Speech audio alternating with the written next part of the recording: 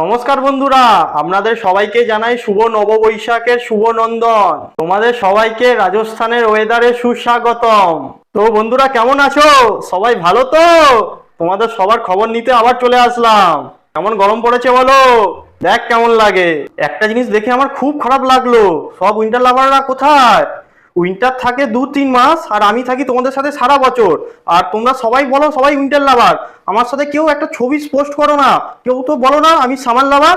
শীতকালে শুধু তোমরা ঘুরতে যাও, পিকনিক করো, আর আমি তোমাদের ভিটামিন ডি দিই। আমি আসলে আম খেতে পাও, লিচু খেতে পাও। আর শীতকালে তোমাদের আগুনে চিকেন রোস্ট করতে হয়, আর গরমকালে চিকেনটাকে শুধু মেরিনেট করে আমার সামনে নিয়ে আসো, কোনো আগুন লাগবে না, এমনি চিকেন রোস্ট হয়ে যাবে। আর সব উইন্টার লাভার না?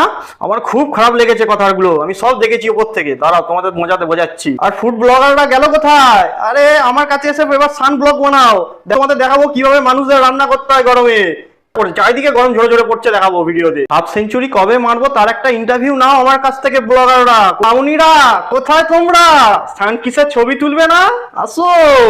পুরো ঠোঁট না জ্বালিয়ে পুড়িয়ে রাগ করে দেবো, ঠোঁট না পুরো লুচির মতন ফুলিয়ে দেবো।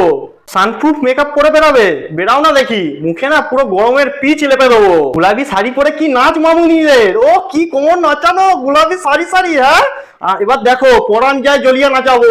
প্রেমের ছেঁকা খাওয়া নিব্বা নিব্বিটা কোথায়? তোমরা বলো প্রেমের ছেঁকা সবচেয়ে বড় ছেঁকা। বুকটা নিয়ে একটুখানি 5 মিনিটের জন্য আমার সামনে এসে দাঁড়াও দেখি, ছেঁকা কাকে বলে দেখাবো।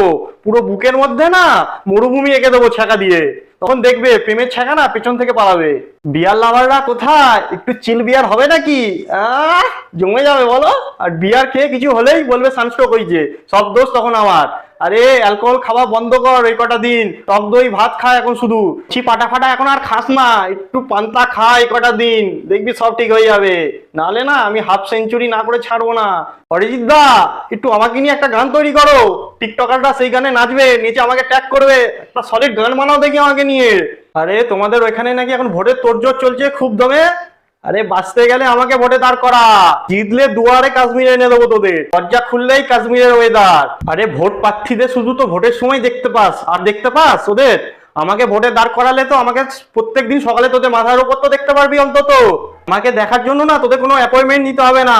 আর যা অভিযোগ যা কিছু সব তো আমাকে সামনাসামনি বলতে পারবি, মাথার উপরেই তো থাকবো আমি তোদের।